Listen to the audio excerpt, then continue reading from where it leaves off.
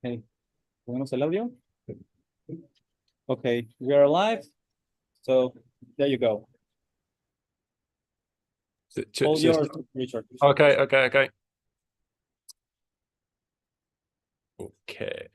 So, I'll just say all this again. So, so this is what I've done here is kind of just do a kind of Dropbox link to kind of a ton of work, because this is going to be quite quick talk. And so you can kind of just see some of the kind of a bit more of a detailed look at some of the things that we've done, specific to commercial type, and also other things that I've done. I first met Christian about 20 years ago. This is me and him. I had a little haircut. This is me and him a few days ago in our office. I don't know if you can see me, but this is our office I'm in at the moment. But I've known Christian for 20 years, and really everything that I've done, most of the things that I've done have been with him. You know, there's a little period in the middle where we kind of went our separate ways a bit, but so much of what my work is seen through through the language of his typography and his ideas too. And like a lot of things that I do, it's very, you know, I'm a very collaborative designer, I think, and you know, and Christian is one of the earliest kind of collaborators that I have. And to the extent now that we share an office, so we see each other most days. But we started way back, about, as I said, probably about 20 years ago, when I was assisting Mark Porter, who was then the creative director of The Guardian. And he was tasked to redesign The Guardian, and I was assisting him then. And that was a huge kind of moment for me in terms of kind of like learning about design and editorial design and kind of typography. And Christian and Mark hired Paul Barnes, and Paul in turn Paul's assistant was Christian. So we were both kind of assistants in a way for our kind of bigger bosses at the time. But that's when we first met and redesigned The Guardian, as I said. So I think it was about 2002. After that, you know, and the typeface that came out of that process that Christian and Paul did, this was before commercial type. So this was, and I think in some ways this typeface was the beginning of commercial type as a business, as an entity. I think after they designed this, you know, commercial type was kind of born. I didn't really have very much to do with this. This is very much kind of Paul and Christian, well, Paul and Mark really. Mark being my creative director. But this was the kind of the first typeface that I was around and that I worked on, and I really saw how typography and how custom typography particularly kind of worked, and the relationship, and just seeing Paul and Mark kind of going back and forward and kind of just going through the kind of the process of choosing a typeface and making a typeface was a very kind of educational experience for me. And out of that process, I was made I was made art director of the daily features section, which was, and I think still is, called G2. And this was really, again, very, very formational for me, because this was really me on my own, in charge of my own kind of section. It was a daily section, which was kind of, much as, of course, there are newspapers everywhere. I don't need to explain what a newspaper is. But here's some of the kind of some examples of their typography and the Guardian typography in action, from a kind of very, very loud display to something a lot kind of quieter. And this for me was a kind of a very formational process, really learning how to be kind of, a lot of the skills that I learned doing this job, thinking very quickly and very instinctively, because it was daily, was important. And again, the sort of the language, the visual language that was used came from Paul and Christian. I was at G2 for maybe 2 or 3 years, I think. And then I got a job in New York to do Bloomberg Business Week. And this was the first time that I had done anything which had any type of scale to it. It was my first big kind of project that was kind of going to have my own name on it, and the redesign kind of called for was a what they would call over here a soup to nuts thing. It was really they wanted the whole magazine rethought, and so having learned all this stuff at the Guardian, the first thing I did was to consider the type. And because of the Guardian, the first person I thought of to talk to was Paul and Christian. Because, and this is another kind of feature of my work and kind of my process, it was quite lazy because I knew from doing the kind of the process at the Guardian.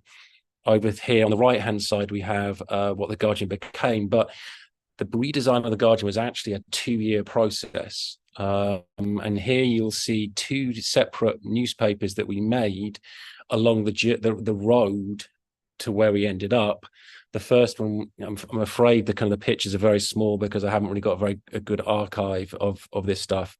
But the first one was a serif typeface, a serif typeface with Hacienda, and the second one was a version of a Helvetica going back to the original drawings of Newhouse Grotesque, which we'd experimented with on the Guardian, but ultimately rejected as a direction. But when I came to do Business Week, I was like, well, we have that lying around, and it would be great to finish that typeface and to use it for Business Week. And that's kind of important for me as a kind of an idea as well, because as I said, I am quite a lazy, instinctive graphic designer. I like to find the first thought, which I hopefully might be the best thought, but it's just I like to make very kind of quick decisions and intuitive decisions, and and there is a bit of laziness that comes with that knowing that something's there and kind of having kind of already kind of processed that idea a little bit, which in this case with the kind of Helvetica, the Newhouse Grotesque, I had already sort of was able to kind of visualize how this magazine might work using that typeface, and the process of redesigning it was pretty quick. So I commissioned Paul and I think really specifically Christian to do this, because this was his baby, to go back to the original drawings of what became Helvetica, which was a typeface called Newhouse Grotesque. And we went back to those original drawings, and this is the typeface that we used for Business Week, which you can kind of see here. Here are some kind of PDFs that I kind of pulled out. Again, maybe what you'll see is a real kind of homage really to the Guardian and kind of to the skills that I had learnt under Mark Porter there. I was probably about 30 or 31 at this point. Again, this is the first time I'd done anything kind of quite significant, and so I was really leaning very heavily on the things that I had learnt at the Guardian and some of the kind of principles that Mark had taught me. I also, though, kind of innovated in my own way. Actually, there were some innovations here. There was kind of, I whereas Mark and kind of newspaper design is very kind of formal, everything's locked to grid, incredibly kind of like rigorous grid-based stuff. This was kind of more of an opportunity to be kind of quite expressive with typography. And there you'll see the Newhouse Grotesque in a lot of kind of different kind of contexts. We really tried to kind of to push that typeface around and kind of to push as much meaning into it as we could, but at a certain point it got quite difficult because Helvetica is a little bit of a kind of a dry typeface. But where it wasn't particularly dry was in the covers, and through this process, this really, the covers of Business Week really set my career off in a way that I hadn't expected. There are a few kind of examples of this. Again, though, these were skills and these were ideas I'd learned very, working at a daily newspaper, and really kind of like being able to kind of conceptualize ideas very quickly were very, very useful skills that I learned, that I had learned, that enabled the job of Business Week to be I think actually be kind of quite innovative, because it created a sort of, there was a roughness and a kind of an instantaneousness about the approach that we took, which at the time in American magazines wasn't really there, where American magazines were very, very highly polished, and we were doing something that was kind of quite quick and quite direct. And again, we were doing that with a very, very classic typeface, such as Newhouse Grotesque. But there came a point where the headlines and the kind of and the use of Helvetica was fairly limited, and so about a year or so after we did the original redesign, we added Druck into the mix, and this is, and again, this would have been the second typeface that I did with Christian, that I commissioned from Christian. It's funny because I was talking about this with him this week, and we both have a different sort of origin story to this typeface. My way of that I remember talking to him was through this typeface called Railroad Gothic, which was used a lot in English graphic design in the 60s and 70s, which I very much liked. Christian thought that I was looking at German graphic design in the 60s and 70s, and this is a magazine called Twen. I suppose in some ways they're very, very similar, but out of that, he kind of identified, he remembered, he was aware of this typeface, Enge Grotesque, I think that's called, and again from the Haas typography. So we were coming out of the same stable as New Haas Grotesque. So he kind of essentially, Druck was a recut of this typeface. Now the irony is that I haven't got very much Druck, in my portfolio or in my kind of archive. Christian recently did a zine which featured a lot of this typeface, which has become kind of quite popular. That you see it all around the place in this kind of very kind of condensed, kind of, I don't know kind of quite how you describe it really, but I think it became kind of quite impactful, and certainly a few years ago, you still see it now and again, but certainly a few years ago, you kind of felt like you kind of saw it everywhere. But this was the second typeface that I did with Christian, and then I was continued at Business Week for another couple of years until I left, because I wanted to kind of learn how to make things move. So there is some Druck here. This is Druck here. You'll see in kind of TV idents. Hope this would work. This is a kind of a small selection of work that I did for MTV, which features Druck in it. We haven't tested the video, so if it doesn't work, well, I'll just keep playing it for a minute or so, and so you can kind of have a taste of it.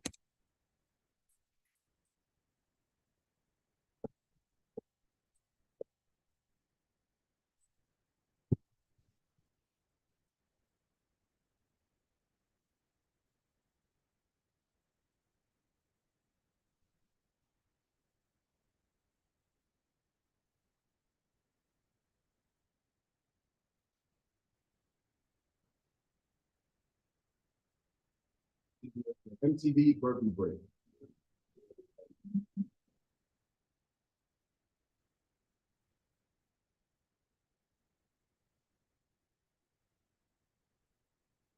US and China have agreed to cut carbon emissions over the next 2 decades. Kim Kardashian's asked.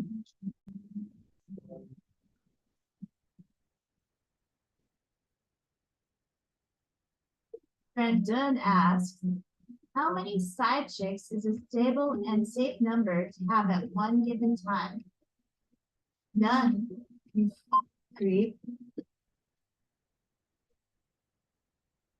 Hey, MTV, you can cut the crap with the tweets on your commercials. No one cares. This war Turler. This is so true. So true. So true.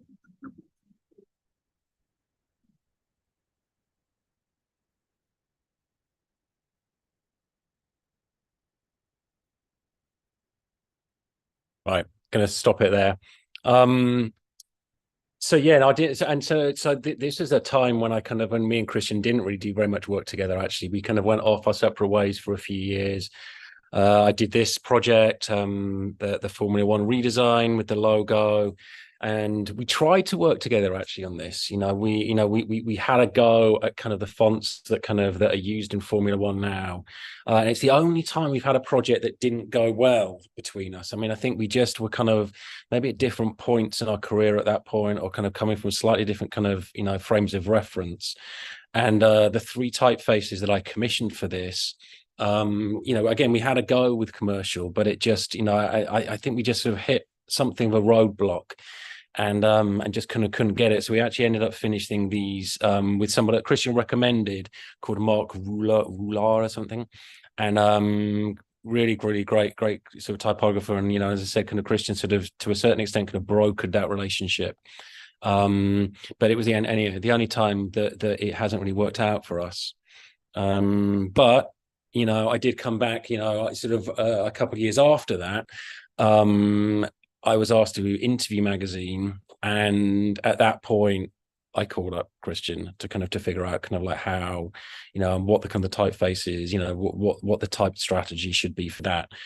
And then at the time, and what in a lot of the ways that I've worked with Christian over the past and continue to do to this day, the first kind of question is often kind of, what have you got underneath the kind of the tape? What are you not, what's not on your website that looks new, that could be kind of quite an interesting thing to play around with. And so Christian and Paul had been working on this cut of a 19th century typeface called Caslon Ionic, and very quickly, once that was on the table, we were messing around with a number of different kind of things. If you can hear that, we have a fire engine going past. So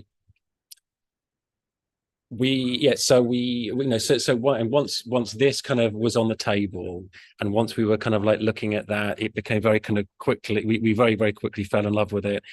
I think I got hold of this typeface a few months before it was released publicly. So I think Interview was the first place that it was seen. And because of the kind of the 18th century, the 19th century kind of vibes, the design of Interview was kind of pulled from a similar sort of, place in time, so I went back to kind of old Bibles and old reference books from Victorian times, which maybe I think you can kind of see, it's maybe somewhat subtle, but it's particularly in the kind of the framing of the kind of the labels at the top was very kind of I really loved the way that created this sort of this structure for the page. And then we were also kind of like looking at kind of the Index magazine, which was a kind of style magazine from the 90s, a New York style magazine for the 90s, just the simplification and the sort of the straightforwardness of this approach. So really kind of my Interview magazine, which we've been doing for 5 years now, is a sort of a mix between this kind of Victoriana, this kind of Victorian sort of 19th century approach with this kind of minimal, this minimal kind of sort of typewriter kind of urgency. Here's a few covers that we've done. Miley, Rihanna, Nicolas Cage here. And here, I mean, I think I chose this slide because I think you can kind of, I think really see the sort of the influence here of the kind of the 19th century Victorian design, the kind of the structure, but then with a little hint of kind of modernity to it.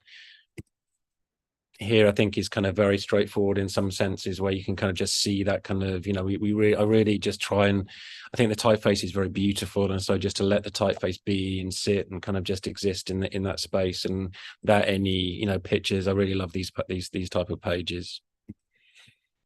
Here again, a kind of a slightly different version of the same thing. And again, that kind of, it just kind of picks up this kind of this balance, I think, for me, between this kind of modern and old. This is an early Billie Eilish story.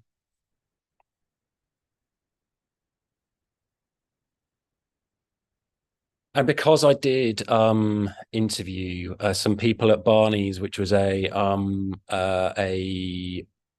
high-end luxury store in New York, got in touch. And they wanted someone to do the windows for their new for what actually turned out to be the last ever, for their closing down sale. I mean, it was not pitched as such, but there was a sort of a desperation to it, and they were going to kind of going out with kind of very big kind of windows displays. And for that,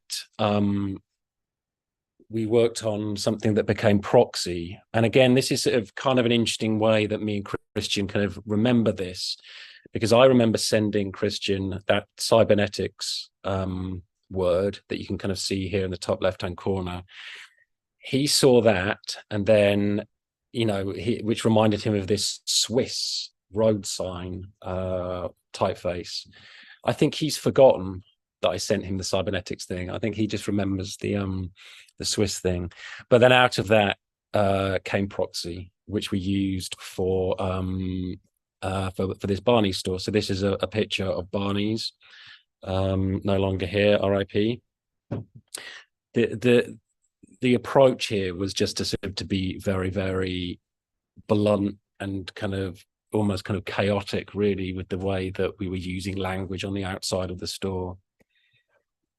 So we put these kind of phrases in this big kind of typeface, which I was really keen to kind of to feel quite cheap and to feel quite urgent and kind of weird.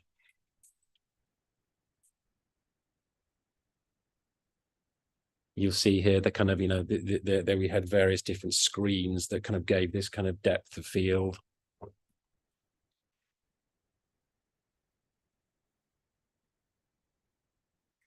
And the winter after we did this kind of Barney's presentation, this Barney's kind of window, we wanted to kind of to do a little refresh on interview. And this is again where my laziness comes in, is because knowing that I loved using this typeface so much and I just wanted to keep on using it.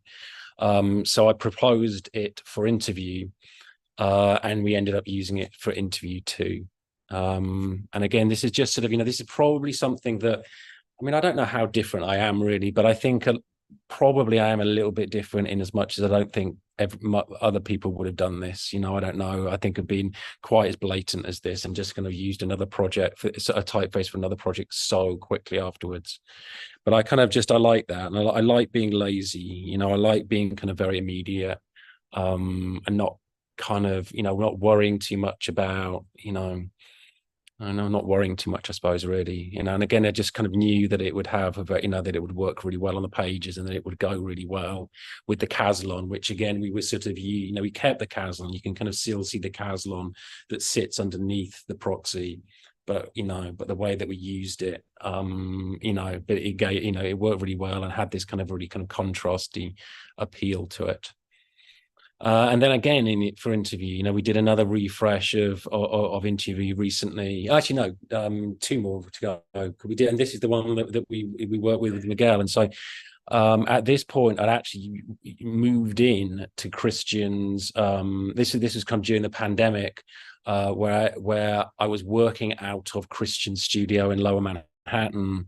And wanting to kind of to because the kind of the proxy was quite aggressive and weird and sort of, you know, and off, I really wanted to do something very elegant to kind of to contrast that. So this was kind of about 2 years after we used proxy, we kind of we commissioned what became Candy Darling. And this piece of kind of typography I found, I mean, Christian's got like thousands of books in his office, and so kind of this is one of I found this really almost on this bottom shelf of his bookshelf, sent it to him, and I think this became the kind of the model for what became kind of Candy Darling. The interesting thing about Candy Darling is I've tried to demonstrate here that there's a lot of glyphs, there's a lot of kind of unique characters, which kind of created this really fun way to kind of to put headlines and things together. This very kind of elaborate, very kind of ornamation, I think, whatever. And here you can kind of see it again. So we've still got, and we've still to this day used the Caslon, that just underpins everything, where we're just kind of like sitting a new typeface on top. So we had this kind of very descriptive sort of calligraphic font that we used for a couple of years. And then we combined it with the kind of Caslon quite a lot of the time. And then we even combined it with the proxy, you know. So again, we got all 3 typefaces working kind of concurrently here. And then at the beginning of this year, again, we wanted to do another kind of iteration and another refresh. And so I embarked on a kind of a process with Christian. We actually kind of like looked at two different versions, and no one's actually seen the next slide. Oh no, you've seen that sign. But we stuck with what we ended up with kind of proxy. But this was we worked on this for a while, which was a kind of a cut of Optima, or being very, very heavily influenced by the Optima typeface. And so we were exploring this as well as, you know, and we liked this, and then we kind of came along, we kind of came back to some of the kind of the old interview stuff, and we're looking. Mel, who's the editor, is a real, what's the word? I mean, he likes the kind of, he's a real traditionalist. You know, he likes the ideas of Warhol and the ideas of kind of early interview to kind of to seep into the modern day. And so, but seeing this, we ended up kind of going back to sort of ditching this in favor of what became kind of Control, which was a typeface that Christian had been planning to do, I think, for a number of years. It's based on some kind of early drawings from the guy who did what's it? Well, it was the Universe, whoever that guy is. So he did these kind of, he did some drawings, which I don't think ever really got made into a typeface as such, but Control comes from that. And it comes from that, and it comes from the kind of the way that we use kind of Control was very much influenced by this. So here we have Lana with Control at the bottom, and again using it with the Caslon. So we have this kind of very sort of traditional sans now that we use with the Caslon still. And I think you can kind of just see how we kind of keep it a little fresh, you know, that we get the freshness from just kind of stripping out the kind of headline typeface and thinking about that. So some of these kind of big type moments that we like. We sort of stripped out headlines, and so everything now mostly is a kind of a big name. Again, kind of big type moment.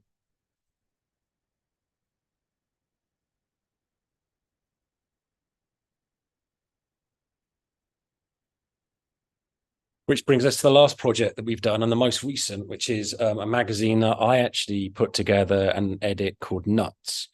Now, again, we go back to kind of me being lazy. Remember this? So this, you know, when I started to kind of to put this magazine together, I didn't even need, I knew instinctively that this was the typeface that I wanted to explore. And so, so we finished this, and we finished this kind of Optima influenced typeface that Christian called Implicit, and used this on the new magazine, or kind of book really, called Nuts. And here are some spreads from that. Nuts is a kind of a fashion magazine. It's taking a lot of the things that I think I've learned from working at Interview. Interview is the first real fashion project that I kind of have done or have been working on, and kind of combined it with sort of my other interests. I've, you know, in the PDF that I shared with you at the start, there's lots and lots of stuff with a newspaper called Civilization that I've done, which I haven't talked about here because Christian hasn't. Yeah, he helped a little bit, but he wasn't really involved in that kind of project. But a lot of the kind of the thinking, the editorial thinking of Nuts kind of comes in some way from Civilization. But again, specific to the typeface, you can see here, this is kind of implicit. Obviously very, very similar, very kind of, you know, to Interview, and the kind of the approach and kind of the structure of some of these kind of pages. Also very influenced by a lot of different things, actually, not really just Interview. I mean, I've been doing the kind of the arrows and big type for some time before Interview. But again, you can kind of just see how we use implicit here. And that's it. That you know, we completed that project I think in September. So that, you know, and we've got another, Christian and I are doing another typeface for a top secret project, which is coming up quite soon. Nuts is available to buy on the website down there if you're interested. And my company that I started, which I haven't really talked about, it's called Food, if you're interested in kind of other things that I've been doing. But that's it. I'm not quite sure what happens now. Maybe we can kind of do questions or something. I'm just assuming that someone's listening to me. I've just been talking and just to myself for the last 20 minutes. Richard, thank you so much for your time. We are running on time, and I have to say goodbye. Okay. Thank you so much for everything. Oh, no problem. Take care. See you. Bye.